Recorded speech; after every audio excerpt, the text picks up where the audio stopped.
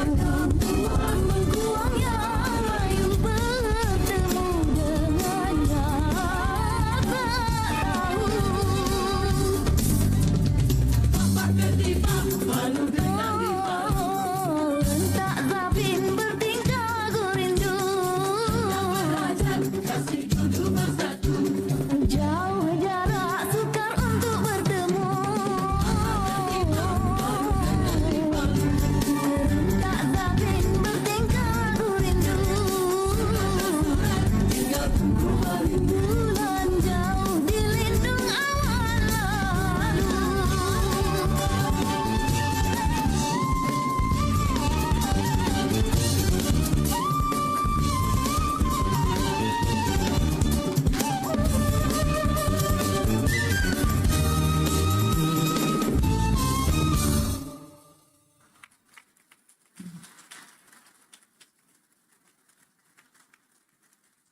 Ladies and gentlemen, that was a traditional Malay dance performance, especially presented to you by undergraduates from University Tenaga Nasional.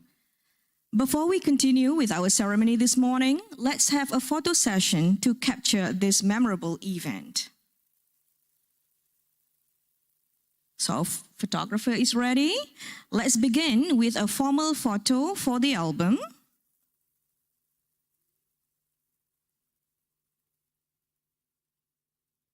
Next, please give us a thumbs up.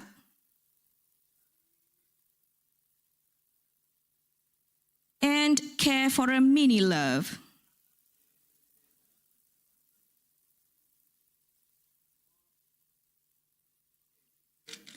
Thank you very much. Now, I would like to invite on stage our honorable guest, Yang Berhormat Datuk Sri, along with all distinguished guests.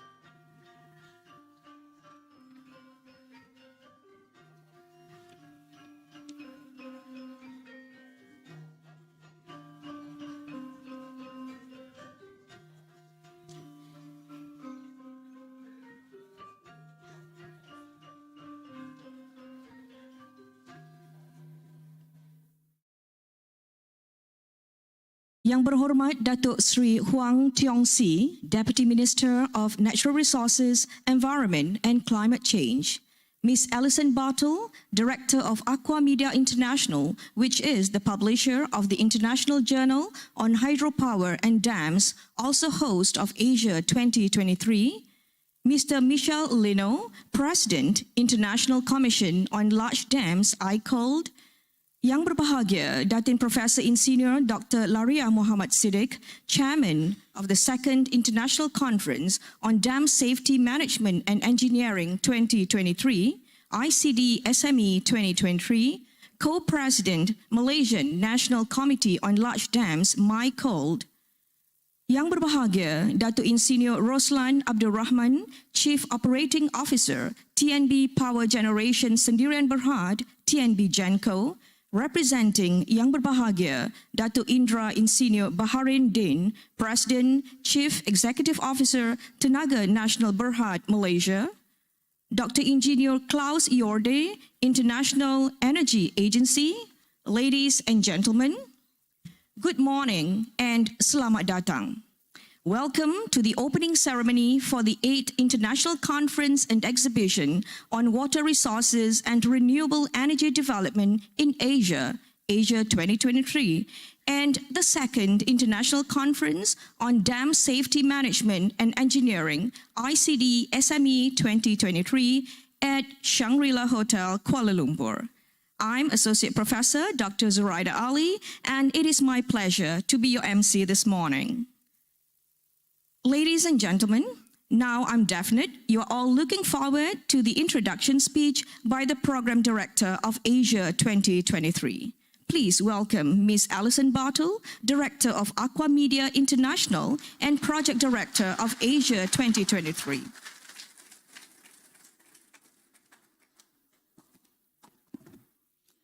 Honourable Deputy Minister of the Ministry of Natural Resources, Environment and Climate Change, the Honourable Datuk Sri Huang Tiong Si, the CEO of TNB Genco, Datuk Roslan Abdul Rahman, Professor Dr. Laria binti Muhammad Sidek, Co-President of MyCold, Michel Lino, President of ICOLD, and Klaus Jorda, Executive Secretary of IEA Hydropower Collaboration Group. Ladies and gentlemen, dear friends in the water and renewable energy sector, Selamat datang, welcome warmly to the official opening of Asia 2023, as well as the second International Conference on Dam Safety Management and Engineering. We have finally made it to Kuala Lumpur, to Asia 2023, and I thank all of you who are here for your patience over the past 3 years. This has been a real record for postponed conferences. We are now experts in postponing conferences because we originally should have been here in 2020, as you know, and the pandemic really rearranged all of our plans. It led to extra challenges. The program underwent many changes. There were updates of speakers, and papers needed to be revised because students who'd submitted papers meanwhile graduated. Probably some of them even retired since they sent their papers. And things moved on with research on projects, some projects were completed and so on. So we made the best of those interim years with a lot of online events where we looked at each other for a long time on computers. So it's really great, I think, to be back together live to see each other in person. As you know, it's the 8th regional conference for Asia that Aquamedia has organised. We've been twice in Thailand and twice in Vietnam, once in Sri Lanka and once in Laos, and this is our second time in Malaysia. We have great memories of meeting in Sarawak, Borneo. It's nice to see people from Sarawak Energy back here. I believe we were one of the first clients in the beautiful KLCC BCCK in Sarawak, and the concrete was still drying when I visited just 1 month before the conference. But this time, we're very happy to be in the vibrant and colourful capital, Kuala Lumpur, a perfect setting this time with its skyline of very glamorous towers, representing, I think, the very rapid development of this city. Once you explore, you'll find that between the skyscrapers and the mega shopping malls, there are clearly landmarks from the past, very charming ones, which remain fully integrated in this city full of character.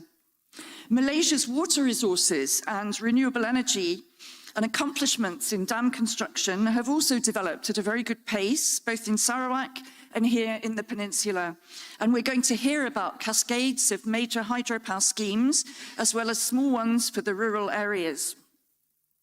Here are just a few examples of major Malaysian dams, some from the Sungai Perak Cascade, which will be visited on our tour, and some from other parts of the nation, which will be discussed in presentations. During the period of postponement, a great thing which came about was the establishment of our collaboration with MyCold, with the Malaysian National Committee on Dams, through Professor Dr. Laria, who is here. And as has been said, the MyCold conference, the second conference on dam safety management and engineering, will follow immediately Asia 2023 in the Shangri-La. And this follows the first event in that series, which took place in Penang in 2019. And I was very honoured to be invited to participate there. A very enjoyable week, and was impressed at how much MyCold and UNITEN, the University of Tenaga Nasional Berhad, have done in terms of advancing dam safety management. It's really a credit to them. They published a very important book in 2017, which was My Dams. We became aware of that very much at the international conference. That bears testament to the work that's been done in this field. MyCold friends are contributing several talks to our programme this week. For example, a case study illustrating sustainable hydropower development and talks on dam safety evaluation in the context of climate change. Also, we'll hear about sedimentation management and capacity building from our MyCold friends. Despite some ongoing restrictions in travel and some people that couldn't make our new dates, we do have, as you see here by the flags illustrated, delegates from 40 nations at the last count, maybe some more are still registering, And of those delegations, 19 of them, virtually half, are Asian nations and from the Pacific region. So it means almost a 50-50 balance, which is exactly what we want to ensure a good exchange between Asian experience and experience from counterparts of these people from different parts of the world. So Europe, other parts of Asia, North America, and Australasia.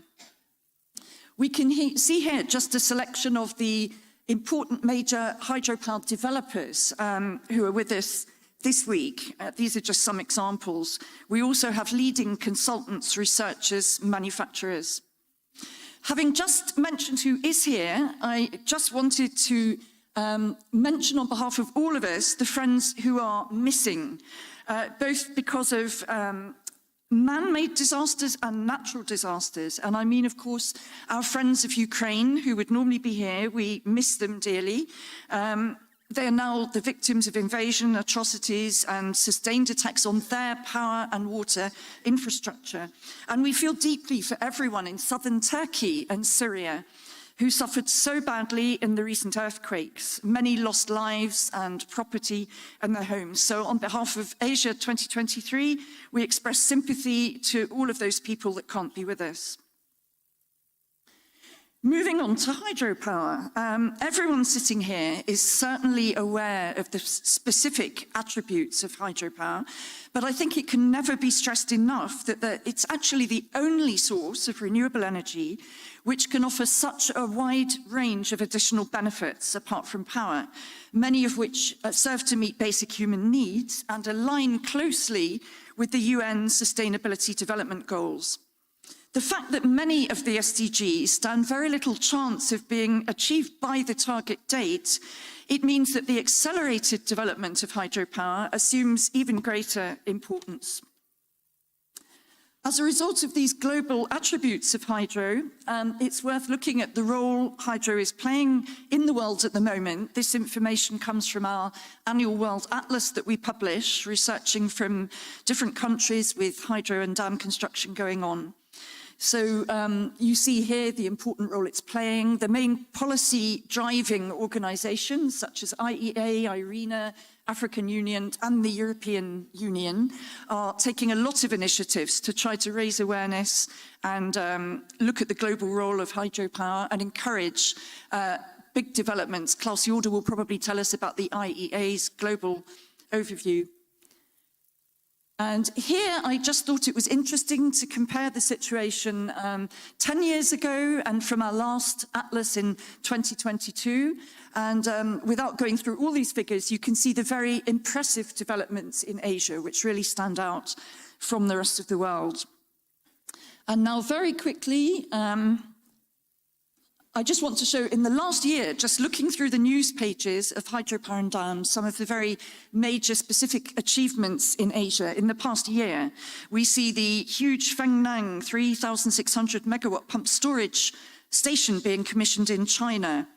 Equipment ordered and a groundbreaking ceremony for the 300 megawatt Nenggiri scheme in Kelantan here in Peninsular Malaysia. Vietnam inaugurated the DACMI scheme and awarded a contract for the 360 megawatt Iali expansion. Financing was approved for the Big Mohmand 800 megawatt scheme in Pakistan, and the 720 megawatt Carrot scheme was commissioned. Big things are happening in India, as always, with plans being announced for 5 gigawatts of hydro development in the Dibang River Basin and 1 gigawatt of pump storage capacity in Chhattisgarh. Indonesia inaugurated 605 megawatts of capacity in Sulawesi, and then the Broadlands project was commissioned in Sri Lanka. Also, an agreement was signed between Nepal and India to move ahead with the ARAN 4 scheme, another very big project which will benefit Nepal and India. Now, a very quick race around some of our sessions, and I can't preview all of them, so I apologize for that. We have an important session on new roles and new approaches to renewable energy development. And here we've got some discussions focusing around the integration of different renewable energy systems, and again, the unique role hydro can play. There'll be 2 papers on floating solar PV systems, a concept of interest globally, but I think especially interesting to cover here because we know the leading countries for that technology are in Asia, China, India, and Korea, with experience beginning now in Vietnam, Japan, and Israel. And that's just to mention a few. The session papers will reflect the increasingly important role of pumped storage in view of the amount of intermittent renewables coming online, as we all know. And in fact, our latest survey showed that pumped storage is now underway or planned in 35 countries, which is a big increase compared with when I was first working in this profession, where really a handful of countries had the big schemes.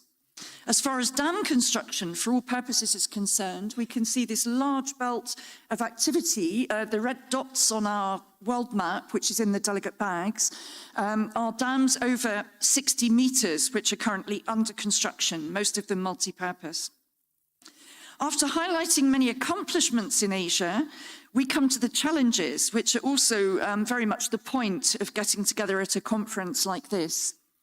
Our original motivation in organising a regional conference for Asia back in 2006 was just after the tsunami at the end of 2005, and it was to address not only achievements in water resources and renewable energy, but also the equally vast topic of addressing the challenges in terms of natural hazards, floods, landslides, and earthquakes. The design of water infrastructure to withstand these great forces of nature and the need to monitor and maintain dams and appurtenant structures in a safe condition throughout their long operating lives will be a theme underpinning several sessions this week. And it will continue, I'm sure, through the MICOLD conference of dam safety when Asia 2023 is complete. A keynote after coffee today by Dr. Martin Wieland will look at the seismic safety of dams in the light of devastating earthquakes, including, of course, the recent one. And then we're very pleased to have a session on construction challenges and natural hazards, co-chaired by Professor John Reynolds, and he will offer guidance on the essential topic of geohazard assessments, drawing lessons from past incidents in the Himalayan region particularly. And co-chair Pratik Pradhan will, I'm sure, bring some experience from Nepal. Speaking of hazards and related but also to the safety of tunnels in areas where site conditions may be hazardous, our session on technical innovation features a talk on a very advanced drone system which can fly through long tunnels and take reasonably high-resolution photos of the conditions there, which is essential to assess safety ahead of maintenance personnel going in to do operation and maintenance. Climate, of course, represents another form of natural hazard, and we have sessions, discussions on research, resilience, and flood management. And that will include a talk on managing extreme hydrological events and the importance of hydropower in that context for Malaysia. There'll be a lot on flood monitoring mitigation, and during the discussion it may also be useful, I guess, to discuss the other impact of climate change, which means not so much water. In hydropower and dams, in early last year, we reported about how there were, for 3 consecutive years, very low flood levels in the Mekong River.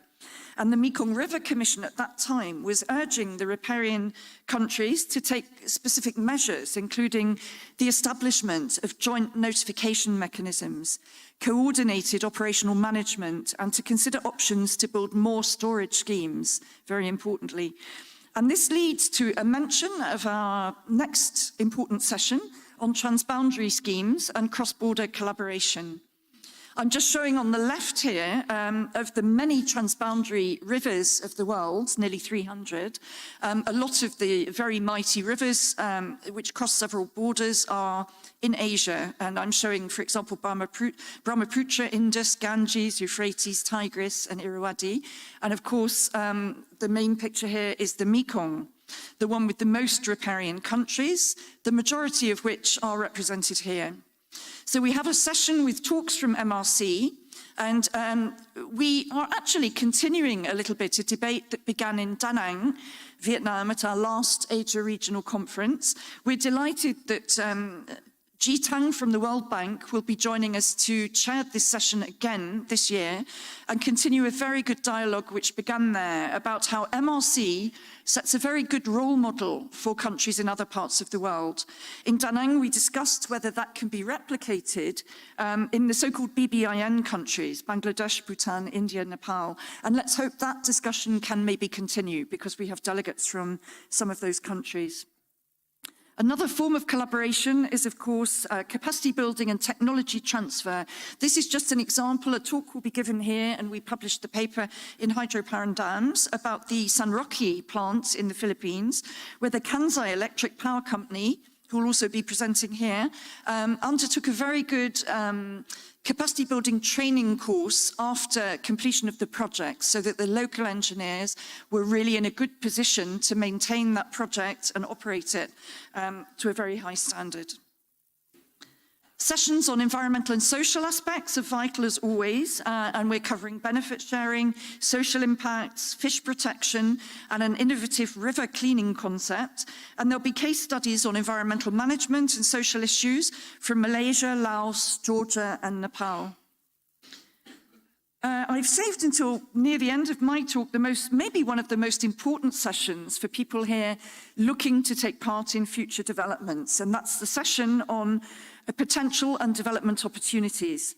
And we picked some specific countries here in Asia to give overview talks, like a snapshot of what's going on now, what's planned in the next 5-year or 10-year planning periods.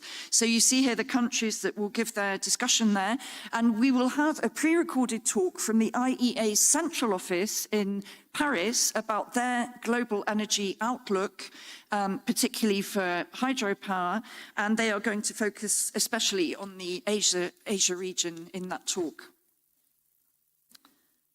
Finally, I'd just like to draw attention to the very special input to this conference from 2 organisations in particular. The first one, of course, is our dear friends ICOLD.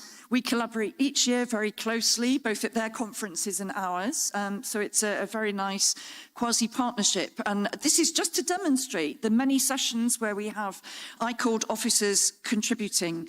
Of course, President Michel Lino will be chairing a session, and he'll be speaking after the coffee break, as well as greeting us in a moment.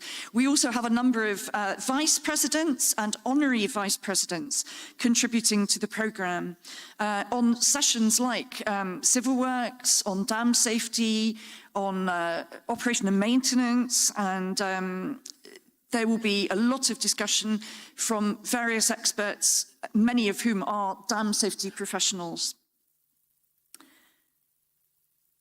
The other organisation to draw attention to are our friends at the World Bank, always sending a very loyal crew to all of our conferences. In the second part of the plenary, we're looking forward to 2 important talks on different aspects of the bank's work. One on the decarbonisation agenda in the East Asia Pacific region and the role of hydropower in future energy systems, to be presented by Nicolas Son, the lead energy specialist for this region. The other will be by the bank's lead dam specialist, Satoru Ueda, and he's going to discuss the bank's strategies for dam safety.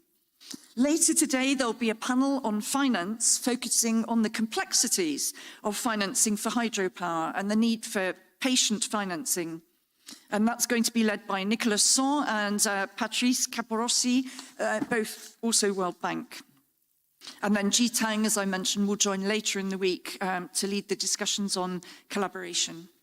So in conclusion, I want to express very warm and sincere thanks to all our supporting organisations, ICOLD, as I mentioned, MyCold, ChinCold, the International Energy Agency and Sarawak Energy Agency, and our industry sponsors who very generously contributed to some aspects of the conference, Andritz, Voigt, Muir, and Global Hydro. Warm thanks to them, and you will see some of them also on the programme and in the exhibition.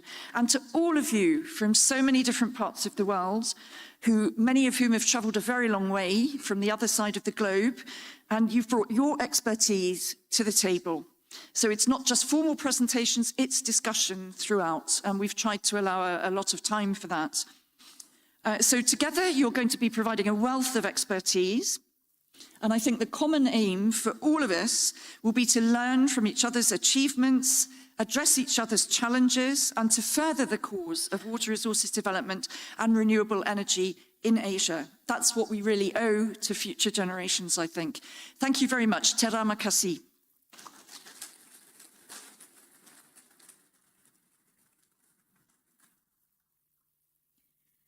Thank you, Ms. Allison, for such inspiration and updates. Next, I'd like to call upon Mr. Michel Lino, President, International Commission on Large Dams, ICOLD, to deliver his welcoming speech. Thank you very much. Dato Sri Wang, Professor Larinya Maud Sidek, Excellencies, dear Alison, dear colleagues and friends, ladies and gentlemen, it's my pleasure and I am deeply honored to say some words in this Asia 2023 opening ceremony. On behalf of ICOLD, I would like to congratulate Alison Bartle and her team, as well as MyCold and our president, Professor Larinya Maud Sidek, to finally succeed to organize this joint event after several postponements due to the pandemic. ICOLD has a long-term partnership with Aquamedia, and I am happy that ICOLD is very well represented in this conference, with the presence of nearly the complete board, with the president and 5 vice presidents, some honorary presidents, some chairman of technical committee of ICOLD, and as Alison mentioned, some of our officers will chair several sessions in this meeting. Dam and hydroelectric power are important tools to the success of the energy transition and for mitigating the effects of climate change. And we, the community of dam and hydropower, have to fully play our role in this transition. And we are probably in a different situation that we were 10 years, 20 years ago, where dams were very difficult. It was very difficult to speak, to advocate to dams. I think that today the situation is different. And dams are recognized, dams and hydropower are recognized as very important tool for human development. This conference is held in the beautiful city of capital Kuala Lumpur of Malaysia, and Aquamedia and MyCold have prepared for the 2 events a wonderful program. And also we are in an exciting venue for this meeting. With more than 100 large dams, including mega projects, Malaysia has much to be proud of for its development of dams for hydropower and also for drinking water and cultivation, and has much to share with the world. I also want to mention that there is a very special record for Malaysia. Malaysia has no recorded failure of dam, and this is very important. As you know, dam safety is the core value of ICOLD, and we are very happy to be in a country where this dam safety management is really a great success. I will not be too long, and I'm sure that you will enjoy this conference, and that all of us, we will learn a lot from exchanges between the countries, between experts. So have a very nice conference, two conferences, and I'm happy to be there and to be with you. Thank you very much.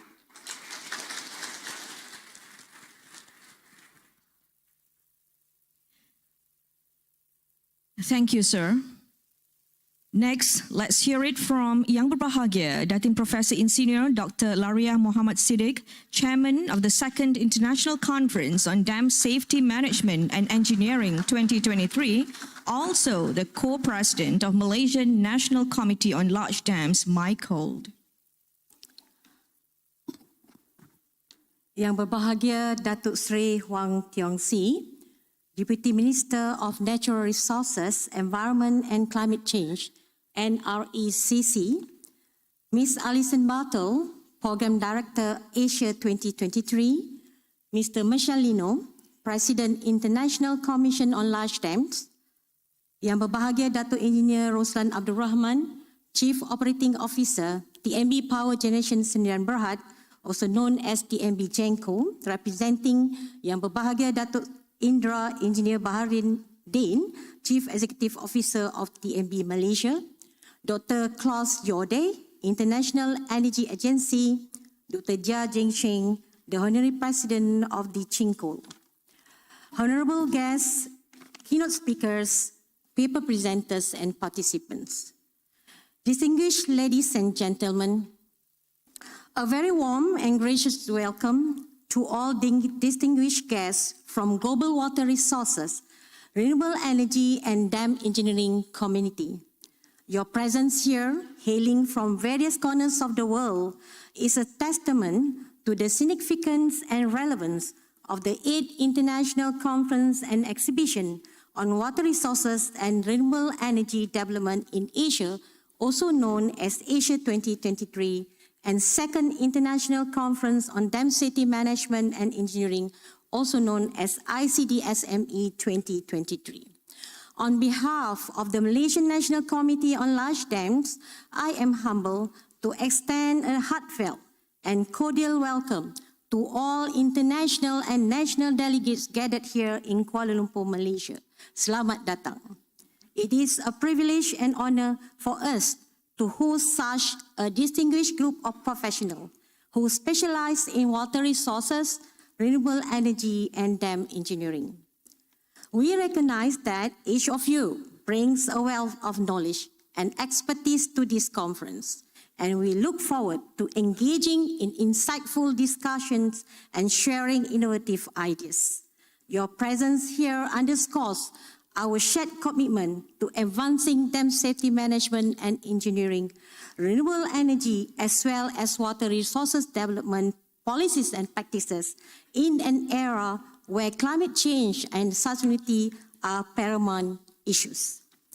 Ladies and gentlemen, as part of this conference, Michael has organized keynote speeches by prominent experts, pre- and post-conference workshops, and a forum on dam safety under the theme of Resilient Dam from Safe Communities that will be given by world-renowned dam engineers. In addition, Michael has also organized Best Dam Operator Award to acknowledge the dam operator that follows Malaysian Dam Safety Management Guideline, also known as MyDam, best practices to ensure the safety of dams and the public while benefiting the nation. Michael promotes cooperation between stakeholders with an interest in dams, with the aspirational goal of working towards the continuous reduction of dam safety incidents or failures. Michael is committed to the World Declaration on Dam Safety, and at the same time, achieving ICO's vision, Better Dams for a Better World. Before I conclude, I would like to express my sincere appreciation to the International Commission on Large Dam ICOL for their invaluable cooperation and support. Their contribution has been instrumental in making these two conferences, Asia 2023 and ICDSME 2023, a resounding success. I extend my heartfelt thanks to Mr. Michelino, President of ICOL, for his unwavering dedication and commitment to this conference. I would also like to acknowledge and thank the entire committee members, technical teams, exhibitors, and sponsors for their tireless effort and contribution to this conference. Special thank you to the Ministry of Natural Resources, Environment and Climate Change and RECC, University Tenaga Nasional, TMB, the Department of Irrigation and Drainage Malaysia, TMB Jenko, National Disaster Management Agency NADMA, Sarawak Energy Berhad, and National Water Resources Institute of Malaysia, NARIM. Your support and commitment to excellence have been instrumental in ensuring the smooth running of this event. Lastly, to all our esteemed delegates from around the globe, I would like to extend a warm welcome to Malaysia. We hope that your stay here is an enjoyable and memorable one. Thank you for your participation and valuable contribution to this conference. Thank you.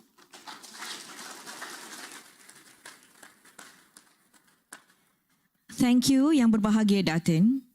The following welcoming speech is from Yang Berbahagia Datuk Insinyur Roslan Abdul Rahman, Chief Operating Officer, TNB Power Generation Sendirian Berhad, TNB Janko, representing Yang Berbahagia Datuk Indra Insinyur Baharin Din, President, Chief Executive Officer, Tenaga Nasional Berhad, Malaysia.